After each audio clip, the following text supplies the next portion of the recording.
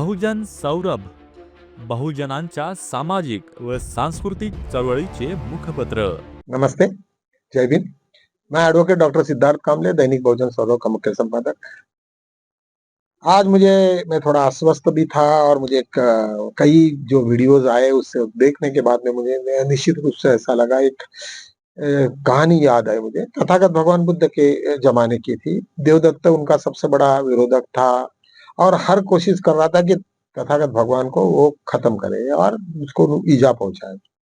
इसी कारण में उसने एक बहुत बड़ा षड्यंत्र किया था। एक स्त्री को खून करके उसके बाजू में कुटी में डाल के पूरा का पूरा इल्जाम तथागत के ऊपर में डाला गया। निश्चित रूप से उस कारण उनको सभी पूरे भिक्षु संघ को बहुत तकलीफ हुई। कुछ लोग भिक्षा नहीं देते थे और ऐसे सिचुएशन में बुद्ध ने कहा कि जो यहाँ पे भी मुझे जो सता रहे वो बाद में भी सताएंगे। उन्होंने कहा कि शांत हो जाओ। बाद में कुछ दिनों के बाद में वो पूरा निश्चित रूप से वो सब पर्दा क्लियर हुआ। सब लोगों को पता चला कि इसमें कोई तो भी दूसरा आदमी था और ये बात नहीं होगी। इसी प्रकार से मुझे और एक बात की याद है कि डॉक्टर बाबा साहब अम्बेडकर ने जब चेतावनी दी थी कि यदि तुम लोगों ने इस तरीका से ये सब ये देश को चलाने का काम ऐसा करोगे तो निश्चित रूप से तुम्हें ये देश के टुकड़े हो जाएंगे। और आज मुझे ऐसा लग रहा है कि मुझे एहसास भी हो रहा है कि देश के टुकड़े करने के लिए सब लोग इकट्ठा हो गए हैं। बिहार का चुनाव ये नाम मात्र है। मुझे नहीं लगता कि उसमें बहुत कुछ रियलिटी ये होगा। एक चीफ इलेक्शन कमिश्नर किस तरीका से नोटिफिकेशन करके पूरे सुप्रीम कोर्ट के ऊपर में जाके सबको डायरेक्शन देता है। और जो 5 लाख के पास में वहां पे अखिलेश यादव ने कहा कि 5 लाख वॉलंटियर्स आए हैं जो आरएसएस से जुड़े हुए हैं और वो सब लोगों के वोटिंग लिख के कार्ड काट रहे हैं और दूसरा वोटिंग कार्ड दे रहे हैं। इसका मतलब क्या हो गया कि तुम सबके नागरिकत्व को पूरा समाप्त कर रहे हो, मतलब पूरा फंडामेंटल राइट्स। और ये पहला अटैक है कि जो कॉन्स्टिट्यूशन के ऊपर में अटैक हुआ। मित्रों, मुझे यही बताना है कि ये अटैक बिहार का नहीं है। इनको सबसे बड़ी दिक्कत आरएसएस को है, ये कॉन्स्टिट्यूशन से। और इससे बाहर कैसे निकलेंगे उसके लिए उनको मालूम है। उन्होंने इतने सारे कांड किए हैं बीजेपी में कि उनको मालूम है कि ये कांग्रेस की सत्ता और किसी की सत्ता आ जाती तो उनके लिए हजारों जेल बनाने पड़ेंगे, क्योंकि इतने क्राइम्स किए, हर जगह से क्राइम किए, उनको मालूम है। तो उनके सामने में एक ही पर्याय रहता है। कौन सा पर्याय होगा? वो निश्चित रूप से वो चाहते होंगे कि ये देश के टुकड़े हो गए तो भी चलेगा, लेकिन हमें जेल में नहीं जाना है या हम लोगों का अस्तित्व कायम रहना है। इसी प्रकार उन्होंने, और उनका सबसे बड़ी दिक्कत है ये संविधान से। तो मुझे लगता है कि ये सबसे बड़ा आज एक्सपेरिमेंट उन लोगों ने बिहार से कर रहे हैं कि लोगों की संवेदनाओं को देख रहे हैं और पूरा भारत इस चीज को देख रहा है। निश्चित रूप से इसमें यदि अगर वो कामयाब हो जाते हैं तो पूरे स्टेट आप अपने जगह पे चले जाएंगे और फिर बाबा साहब का जो सपना था कॉन्स्टिट्यूशन वगैरह सब खत्म हो जाएगा। और मुझे ऐसा लगता है कि ये सब बातें अभी मेरे सामने में दिख रही है। मुझे लगा कुछ टीवी यूट्यूबर ने भी ये कहा कि इस वक्त सुप्रीम कोर्ट क्या कर रहा है। मैं जब देखते-देखते मुझे पता चला कि आज जो सुप्रीम कोर्ट अभी तक चालू नहीं हुआ, शायद मंडे से चालू होने वाला है। आज कुछ भूषण गवई जी अपने यहाँ पे बॉम्बे में कुछ जगह पे उनके प्रोग्राम चल रहे थे, उसमें वो व्यस्त थे। और निश्चित रूप से जब तक आदमी वो कुर्सी पे नहीं बैठेगा, तब तक कोई सुमोटो और ये सब कुछ चलेगा नहीं। और देखते हैं आगे में क्या-क्या होगा, उनकी ये लिटमस टेस्ट है। सो मित्रों, आज तुम्हें ये तय करना पड़ेगा कि इनकी लड़ाई बिहार की नहीं है। ये लड़ाई संपूर्ण देश को पूरा का पूरा एक मनुवादी वृत्ति के तरफ में ले जाने वाला एक इशारा है। और इस इशारे को तुम लोगों ने समझना चाहिए। जो भी तुम ये फजूल की बातें करोगे, वार पीआर ये न वो, सब कोई मतलब नहीं। बाबा साहब का बना हुआ संविधान ही जब जिन लोगों ने उखाड़ने के लिए किया और ये एसिड टेस्ट वहां पे जो है, ये सब बकवास थी कि जो मोहन भागवत जी वहां पे गए हैं और आरएसएस और मोदी के बीच में घमासान चल रही है, सब बकवास, सब बकवास। कोई कोई कुछ नहीं चल रहा है। उनका सबका टारगेट एक ही है कि ये कॉन्स्टिट्यूशन खत्म हो जाए, ये देश के टुकड़े हो जाए, तो शायद उन लोगों को रिलीफ मिलेगी। अदरवाइज उन लोगों का कोई ठिकाना नहीं रहेगा। ये सब चीजों के ऊपर में मैं जब देखता हूं तो मुझे निश्चित रूप से ऐसा लग रहा है कि बिहार में उन्होंने सबसे पहली बार एक्सपेरिमेंट किया है। शायद हो सकता है कि नीतीश कुमार के साथ में उनका कुछ क्या हुआ, लेकिन नीतीश कुमार को भी इतना अंदाजा नहीं होगा। एक शांति प्रिय ये है और इसके असर इतने बुरे होने वाले हैं कि सबको मालूम है कि अभी चाइना और पाकिस्तान के बीच में काफ़ी दोस्ती है। ऐसे भी रिपोर्ट्स है कि इस वक़्त का जो युद्ध हुआ सिंदूर, ये सब का सब पूरा दोनों ने मिलके किया और हमारे कई बहुत नुकसान किया हमारा। अभी यही चलते रहा तो पाकिस्तान से कुछ लोगों को जिस तरीक़ा से उन्होंने मुस्लिमों को टारगेट किया या और कोई को टारगेट किया, तो निश्चित रूप से ये लोग सक्रिय हो जाएँगे। यहाँ तो बैठे हैं पाकिस्तान के लोग शस्त्र देने के लिए या चाइना के लोग बैठे हैं तुम लोगों को आश्वस्त करने के लिए और यही रहेगा तो पूरा का पूरा जितने जो भी तुम्हारे पास में है इंडिया में, जो आज तक इतने सालों की कमाई है, पूरी की पूरी खत्म हो जाएगी, उद्ध्वस्त हो जाएगी। ये दृष्टिकोण से यदि जब हमने सोचे, तो निश्चित रूप से तुम अस्वस्थ हो जाओगे। तुम्हें लगेगा कि ये क्या हो रहा है? इसके बाद में तुम्हें मालूम होगा कि वहाँ पे ये सब मसला जो उनका चीफ इलेक्शन कमीशन का रिक्रूटमेंट का मसला सूर्यकांत के तरफ में है। जस्टिस सूर्यकांत एक उनका बहुत ही गंदा रिकॉर्ड रहा है, उसको उनको जज नहीं होना चाहिए करके कई पिटिशंस कई एप्लीकेशंस थी, कई बार हाई कोर्ट और सुप्रीम कोर्ट ने उसको कोलेजियम नहीं किया कि वार्निंग दिया गया, लेकिन उन्होंने सुना नहीं। बीजेपी के प्रेशर के वजह से उनका ये हुआ। आज चीफ इलेक्शन कमीशन का रिक्रूटमेंट के ऊपर में एक बात तक नहीं करते वो। मतलब ये क्या चल रहा है? पूरे देश को उन्होंने हाईजैक किया है। बस एक होप है थोड़ी अभी, वो है भूषण जी गवई के चीफ जस्टिस और उसके बाद में आने वाले दिन तो बहुत बुरे हो गए। शायद मुझे ऐसा लगता है कि जो मिशन के साथ में आरएसएस ने इतने सालों तक लगाए हैं, वो मिशन कैसे पूरा होगा, क्या होगा करके इन लोगों का जो प्लानिंग था, ये पूरा का पूरा कैसे पास होगा, किस तरीका से वो पूरा प्रोग्राम चल रहा है, वो निश्चित रूप से एक बहुत बड़ी बात है।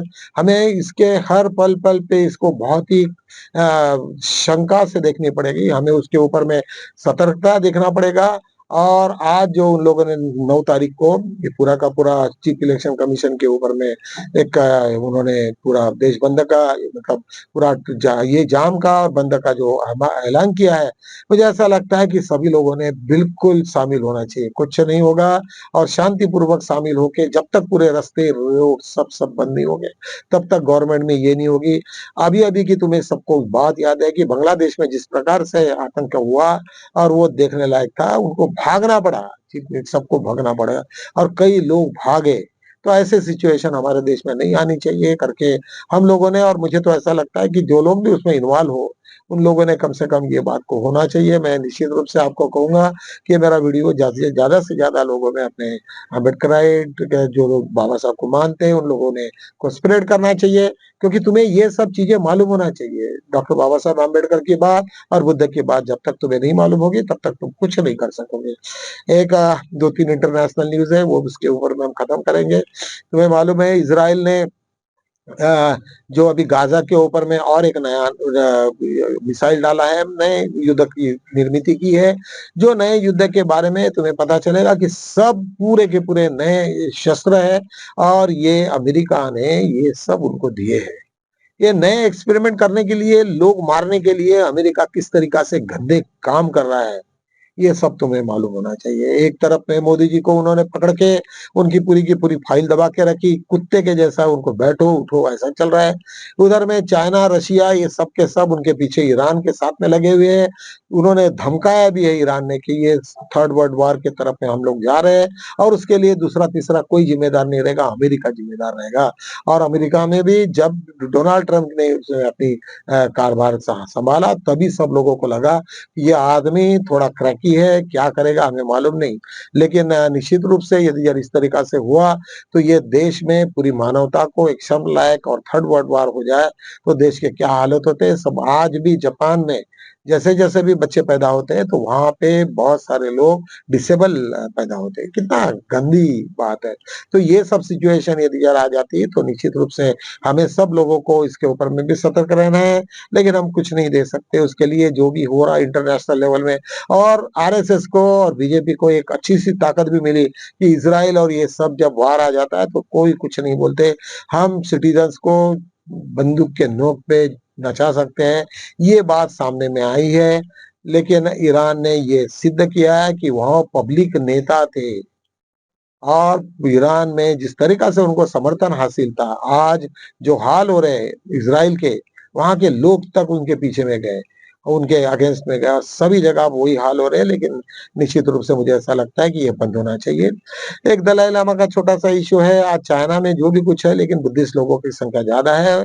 चाइना चाहता है कि जब भी दलाई लामा चाइना से आए, बाद में भाग गए और इधर हुआ, और उनकी इच्छा है कि जो भी हुआ वो गलत हुआ, इंडिया में आके बसे हैं, और चाइना की जो पॉलिसी थी, इंडियन पॉलिसी, उन्होंने दलाई लामा का स्वागत करके पूरी जगह और ये सब हिमाचल में जगह दी।